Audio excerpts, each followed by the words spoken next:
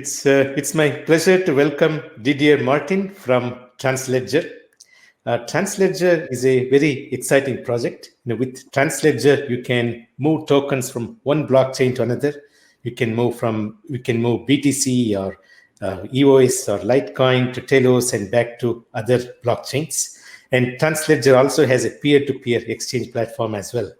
Thank you very much, Didier, for joining us. We are very much eager to learn about Transledger. Yeah, thank you.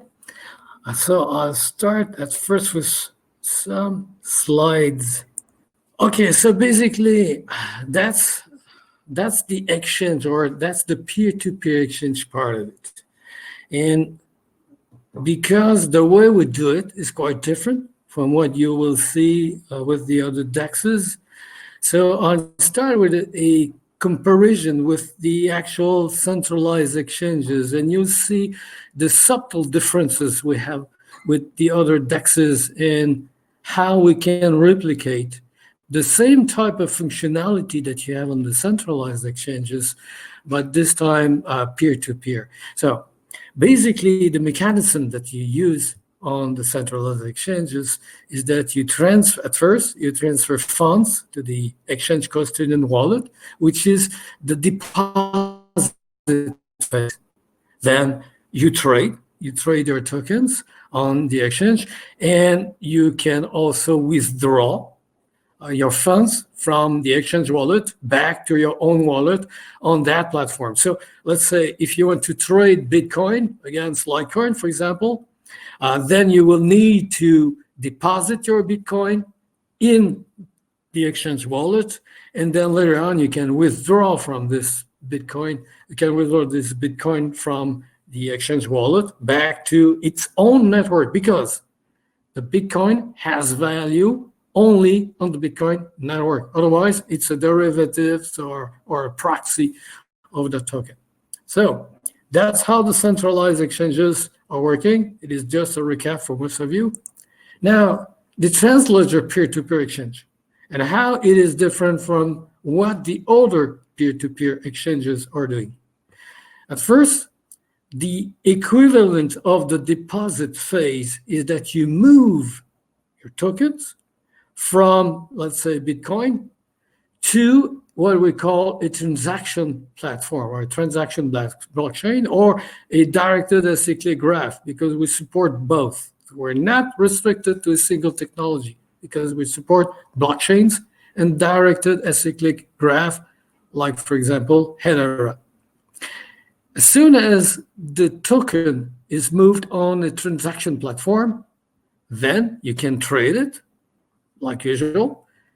And when you want to do the equivalent of the withdrawal, in that case, you move back the proxy token that you got on the transaction blockchain or DAG, you move it back to its original network. So basically, to fund, you just move from the Bitcoin, for example, from the original platform where it's worth its value to a transaction platform where you create a proxy of that token, you trade it. So let's say Bob moved one Bitcoin to Telos and then do a trade against a Litecoin with Alice. So now, let's say half of it, or it got, to make it simple, got one Litecoin. I know it doesn't make sense, but just to keep it simple. So now Bob has a Litecoin, a proxy Litecoin, because it's on the transaction platform. So Bob can redeem back or can move back the Litecoin to the Litecoin network, and now that's it. That's where Litecoin has its full value. And Alice, who got the Bitcoin fragment, let's say half a Bitcoin. So now Alice can move back, which is the equivalent of the withdrawal, move back the Bitcoin, which is a proxy on Telos, move it back to the Bitcoin network where it worth its full value.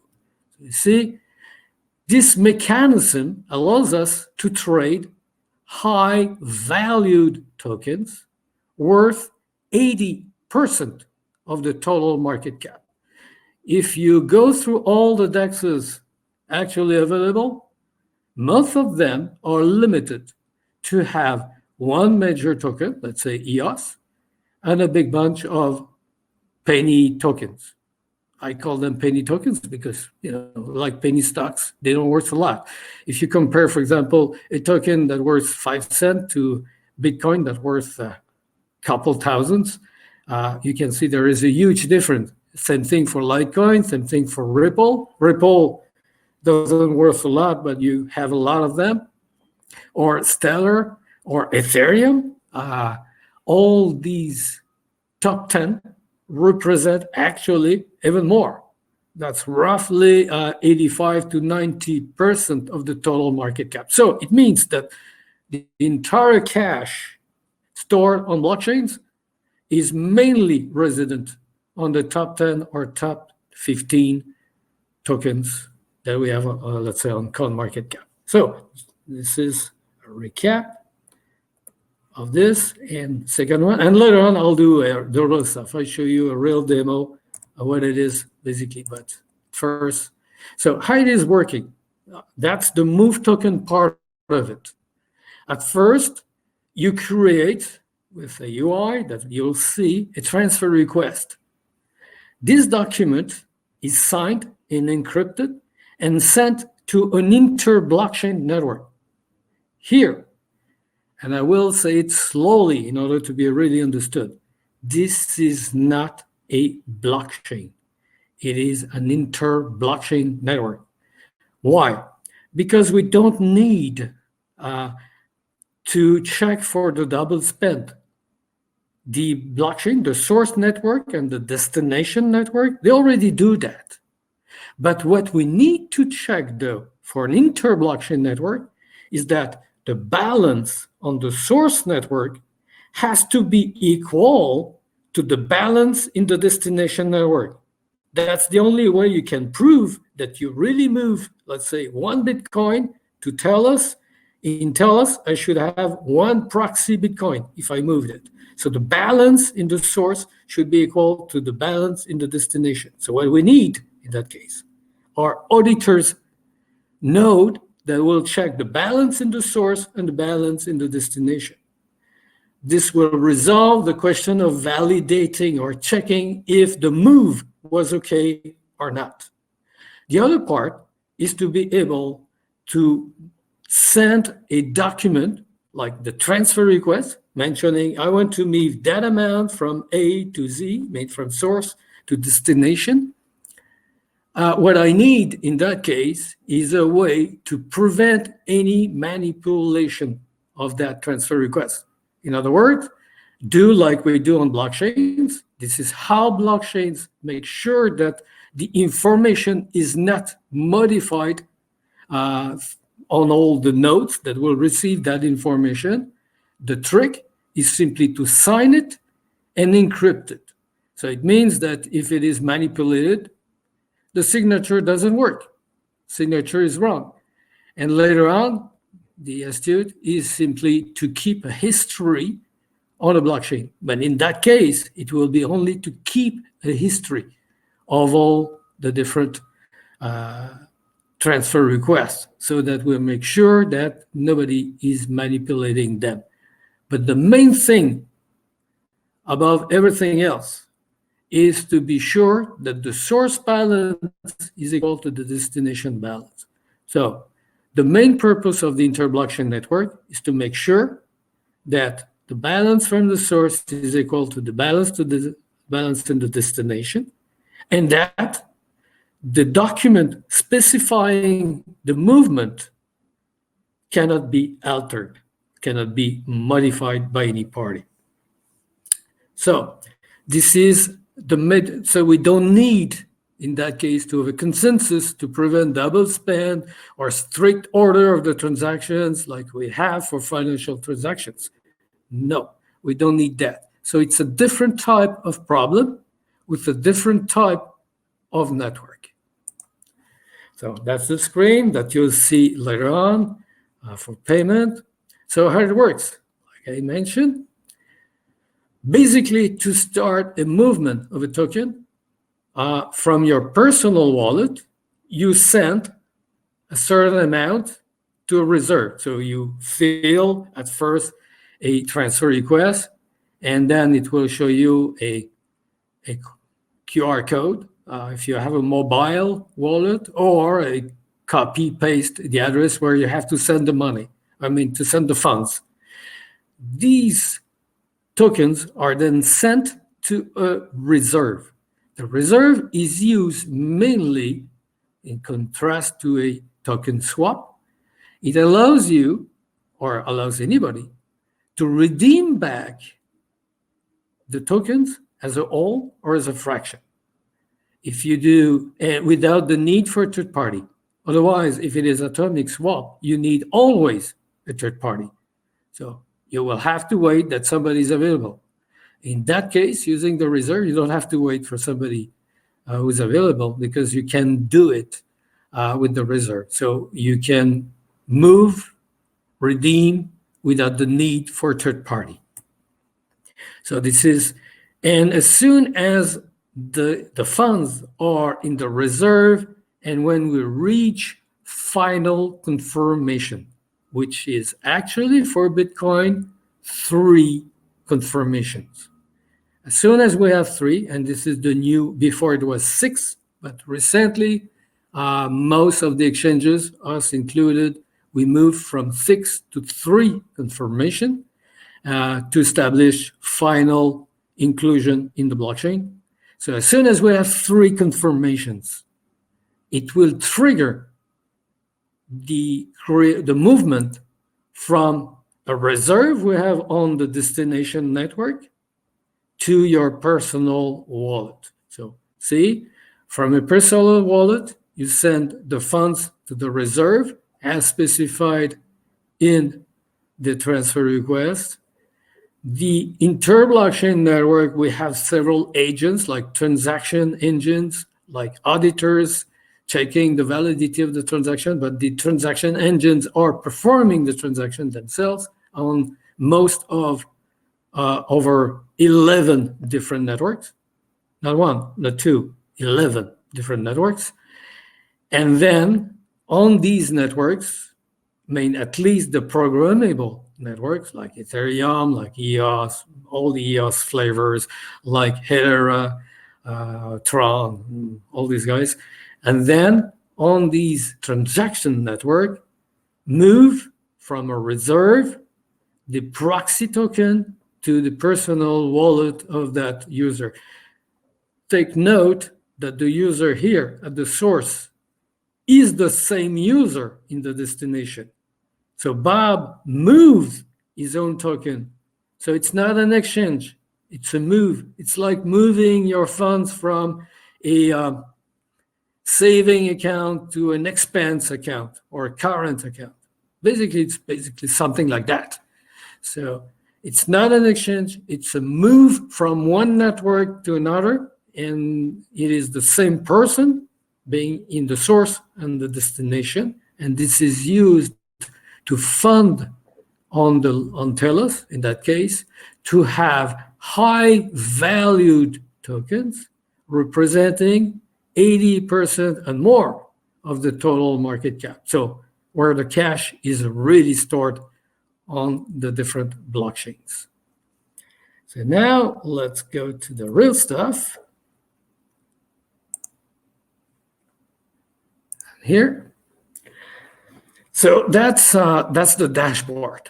That's our tool, which is actually running on desktops, not yet on the mobile phones. Will be in the future, but you'll see there is a lot of information, so it will be hard to pack that on the phone. But the first incarnation is there. It is currently working and under beta test. If you want to use it and test it, you can go to the transledger.io website and register. We started at first to have a full KYC because we were working with Worbly, and we still do. But we recently moved to a trialware kind of thing. So basically, for 30 days, you can use it and test it on testnet, and we provide you some funds to play with it. And after 30 days, you can decide if you want to get it on mainnet. And in that case, you will need to provide more information, because we are licensed on FinTrack, soon to FinCEN on Austrac. So we are required to do so. And remember, since January 10 in Europe, because of the AMLD5, it is requested that for all European citizens that we support the AMLD5. And we have until June in the USA to do the same with FinCEN. So unfortunately, even if we don't want to, this year, everybody will have to move that. But remember that not all transactions need to be reported to the authorities, only transactions over 10K. So since most of the transactions are under 10K, they are never reported to the authorities. So here are the functions that we have. For the moment, we created a custodian wallet for you to play with.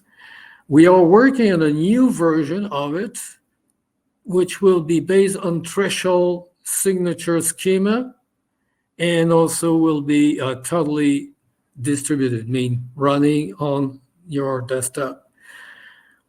And you can do a couple of things. So we created that thing mainly to make it useful for you to test it, and for people wanting to have a custodian wallet, could work, or later on will evolve at a non-custodian wallet. So you can make payments, and you see, oops, I need to, because I wasn't.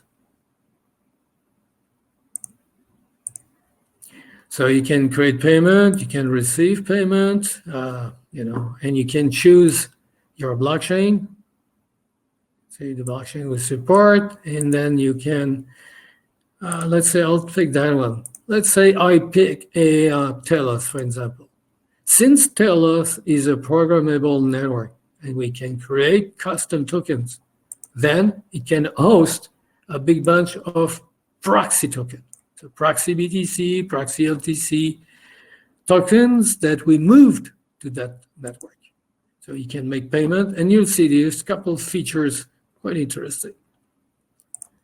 These are my keys actually created for me. This is automatically created for you when you create a trial account for 30 days. So even with funds in it. So you can play with it and test it with the funds and see. We create all the permutation of the different accounts, so 16 total. So it means the proxy tokens, the tokens, and so on and so forth. And some of them have funds like, Ethereum. I have this. I have this one in Telos because I did a couple transactions on it. I have these Werbleys. I have, So some funds already posted, and you have to discover which one. I have a lot of Telos, for example.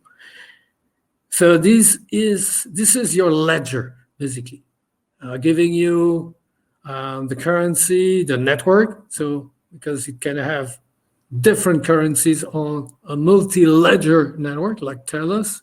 That case can have more than one, but on a single ledger like Bitcoin, you have obviously only one. Gives you the amount unconfirmed. So while you're waiting for a transaction, it will be listed here. And as soon as it is confirmed, it is moved here. This will be your real balance. And this is like an accounts receivable, something like that. And you have your journal, like we have with other wallets, basically. So it's just a basic wallet for you, or if you're a token issuer, because this is one of our services, then in that case, you can use it as an accounting system, keeping you the ledger and the transactions journal in order to keep your accounting in tune. Monitoring is our internal staff to monitor all, because I am an admin, so I can monitor things. We have this thing though. We have a membership system allowing, and so we keep a list of all the members. If they don't want to be public, they just have to tell what, during the 30 days trial, they have only to tell the country they're from and a pseudonym, and that's it. Their name and first name, last name is still private. And, if they are KYC or the email is verified, and the role they have trial is for the trial, 30 days, users are already users. And they have different actions. Let's say, for example, I want to send some money to Cloudy, for example. Then I will have these options. Either I can send a payment or send a message to Cloudy. This feature is not implemented yet, but it is actually a work in progress. So we can either send a payment or send a message to Cloudy if he's part of the membership within the same group, the group being, that case, Transledger. But it could be a different group if people are using our software independently of our service. So make a distinction between the software and the service. It's like using Amazon S3, which is a service for developers, compared to Amazon, the store. Different things. We do exactly the same thing. We have a big bunch of services available to other developers, and we have also our own service targeted mainly for the peer-to-peer exchange. But we have different tools people can use, like, for example, the augmented node, which is basically providing a stream of events, a single interface to up to 11 different networks in the back. So you have only one place to get all the transaction events, and this guy is simply aggregating up to 11, actually, and more in the future, 11 different networks into a single stream of events. So, a lot of economy for anyone building a wallet or a service on top of different blockchains.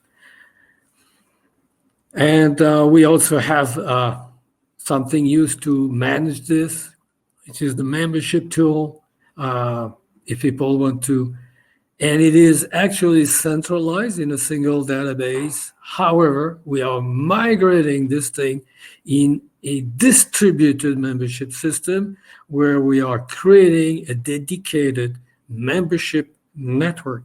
What it means, each node, and the problem is different than a blockchain. It's not a financial transaction. The goal is to be able to store user information and protect that information from hackers, and also to provide, to respect the GDPR, the European GDPR, that this information being provided only after the information owner, the user, approval.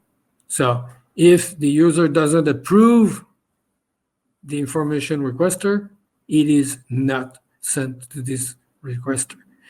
And why is it distributed in that case? So having more than one storage of that membership, simply if any organization wants to be resistant to censorship, or simply to provide more resilience, to build an anti-fragile system, than to have more than one replica of this. So it could be used in different things, but that will be probably the first dedicated membership network not implemented over a blockchain, because we don't want to pollute the existing blockchain with a separate problem.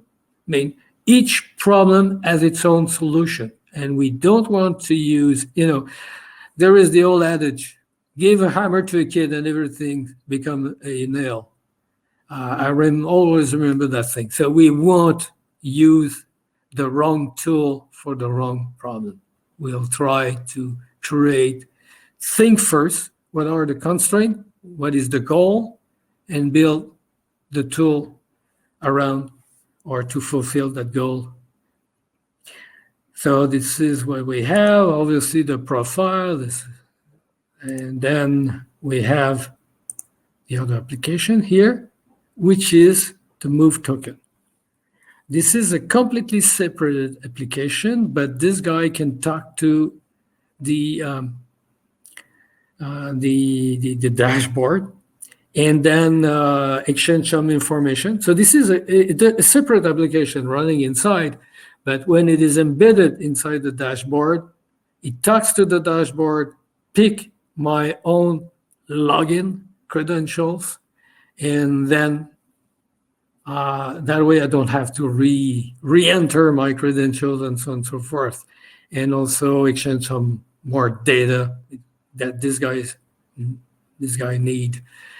I have my accounts, obviously actually created automatically because we created all these accounts for you, but later on mainnet, that will be your public keys on these different networks.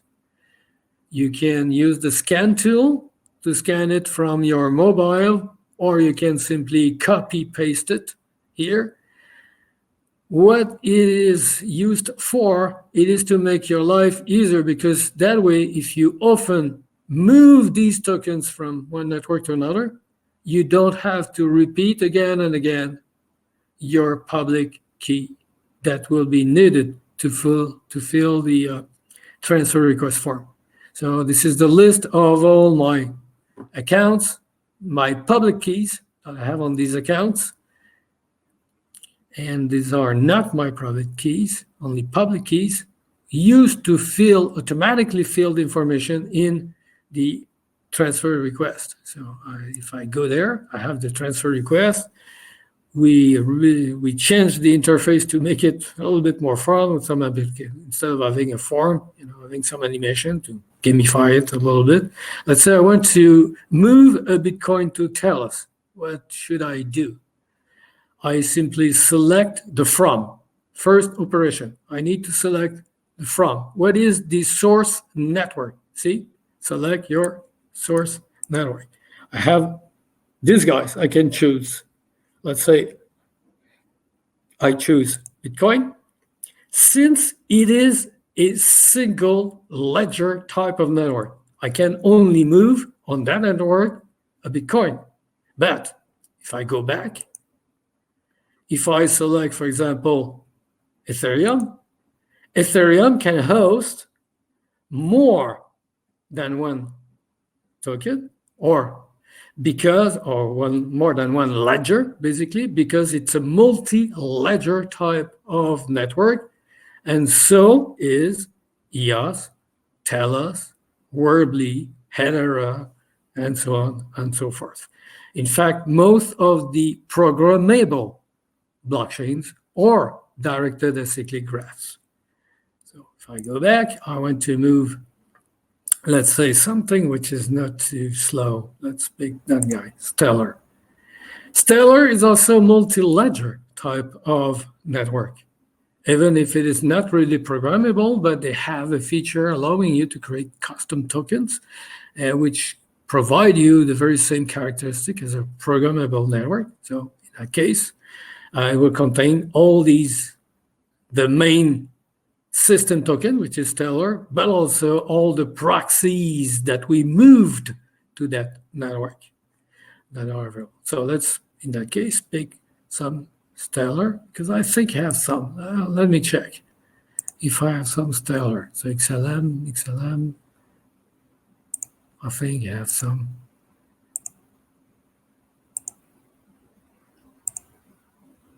Yes, I have a lot of them. Okay, so I go back.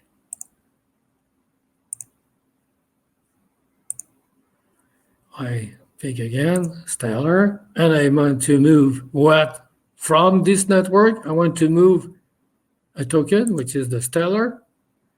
And then here are the different destinations where I can send this Stellar. Let's pick Tellus. Now I have this form to fill. as you notice, all my public keys that I got, public keys or account IDs that were included in here, the account, are now filled automatically for me. So I don't have to fill all these things. The only thing I need to know now or to fill is how many tokens I want to transfer. Let's say 2. So it will move from that source network, from this account, which is mine. See, there is a minor difference. This is the reserve. This is my account. This is the reserve account. And I will send to XLM. And then later on, the destination network is TELUS. And this is my account ID. In that case, I submit. Obviously, you can see that the address is so big. That's the problem with Stellar, that it's getting over the display. So we should put an ellipsis. Sorry about that. This is something we need to. So if I have an external wallet, I simply use this QR code, and which will give to your wallet information, the amount and the destination address where the funds have to be sent.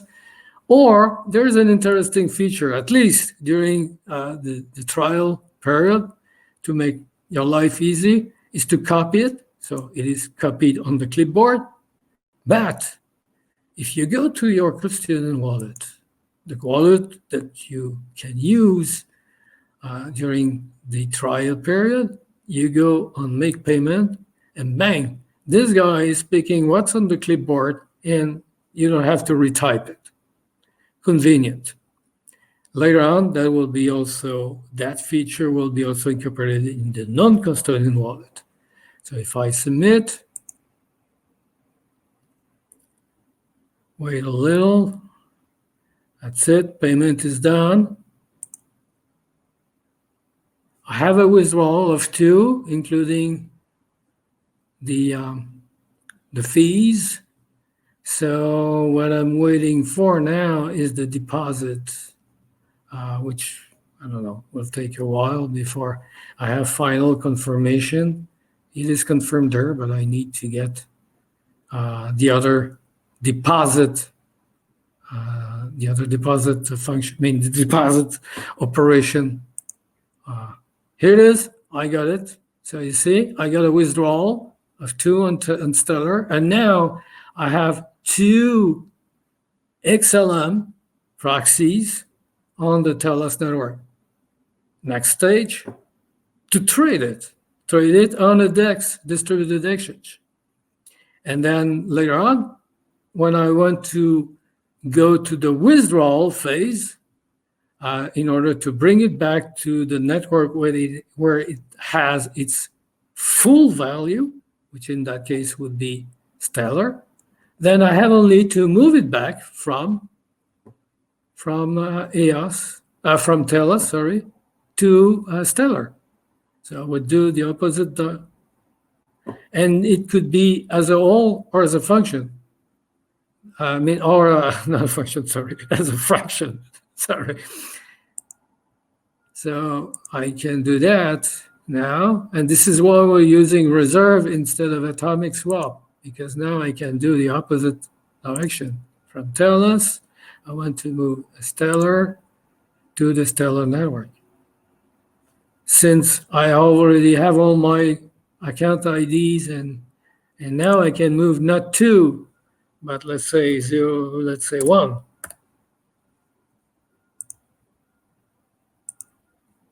I do the reverse operation. Now we'll pay, so I do a copy, and I do make payment. So from TELUS network and XLM, I have 2 in balance. See, the 2 that I just moved. And now, if I submit, I have the inverse operation.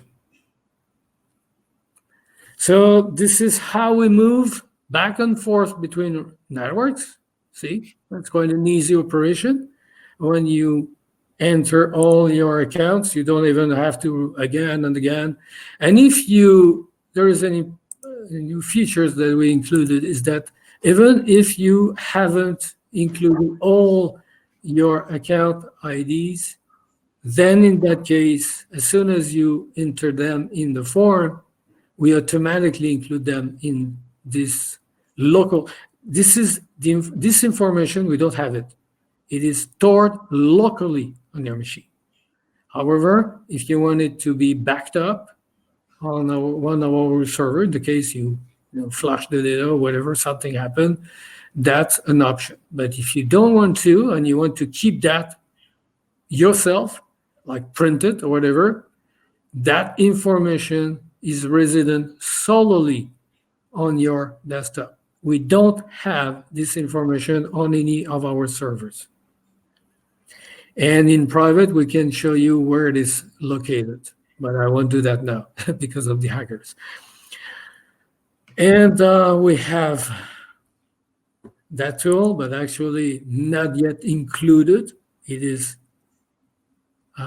in a separate. It is here, so this is how it looks like. See, the interface is really made. We work very hard to make it very simple.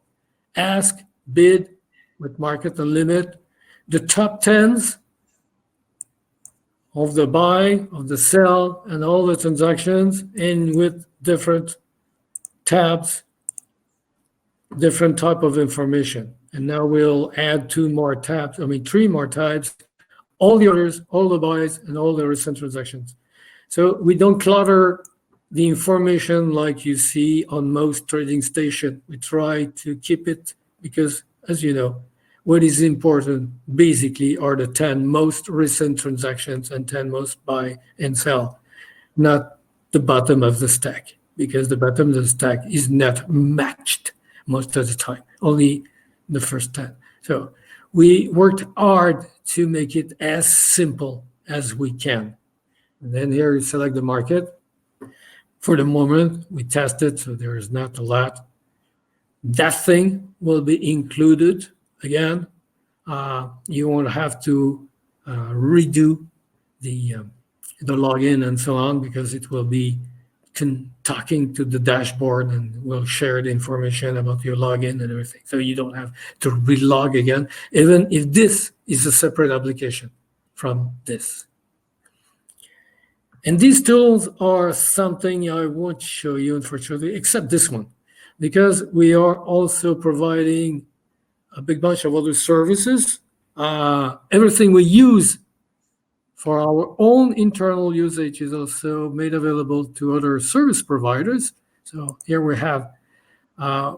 we are close to release or issue a token. And this is our tool used to keep the inventory of what we sell. That token will be the TLD. And when you buy a token, we have an inventory of the token, who bought it and how much and how many of them. And we have also a membership management. I can show you that because there is some information that is only for the eyes of the compliant officer. Because remember, we are registered to FinTrack and soon to FinCEN on Austrac. So it means we have a financial authority license. So we are AMF licensed, and we have a FinTrack registration, and we'll have other registration in different jurisdictions where we do business. So this is why I can't, because it's only for the eyes of the compliant officer. I'm not allowed to do so. And we have also the ledger, keeping, like your crowdfunding revenues, how much you got. Still a work in progress. Some stuff is missing. We're working on it. Tell you all. And people using that tool, they can manage their membership, like I said, moving from centralized to decentralized pretty soon, manage their users, and so on and so forth in their admin section. This is how you manage your group, which is actually the Transledger, but could be a different group for a different service provider. So that's about it. So our goal, to wrap it up, our goal is to provide a peer-to-peer or wallet-to-wallet tool allowing you to trade high-value tokens like Bitcoin and so on and so forth, peer-to-peer, something you don't see indexes usually, something that you see only in centralized exchanges. Through the mechanism I just showed you. And as you can notice, we already included, in the case of Telos, for example, if you want to do fiat crypto, yes, you can, because we already integrated USD coin, Trust USD, Paxos. These guys are already digitizing the USD dollar. So you can go to the gateway and convert fiat into its digital version, and then use that digital version to trade with other crypto. And we added also to that our own DCAD, which is for the Canadian dollar. So it means now that peer-to-peer, you can do a fiat to crypto trade or a high-value token to another high-value token, like, for example, BTC to LTC or Ripple to BTC or whatever. You can imagine all the different pairs you can create with these top 10 of the highest value tokens. And that includes, of course, because we can move, even if these guys are located on Ethereum, we can move them on Telos. You trade, so you can move all your tokens that you want, these tokens, including the fiat, the digitized USD, trade it, then redeem it back to its Ethereum network, and then cash it out through the gateway back into fiat. So basically have the very same advantages a centralized exchange has, because it fulfills everything a centralized exchange can do, but this time peer-to-peer on Telos. And that's it. I wish you a good afternoon. Thank you, Didier. That was a very excellent presentation. I am amazed at how much work has gone into this. Thank you for taking the time to join us today. It's a pleasure to have you always. Thank you, Michael, and thank you all.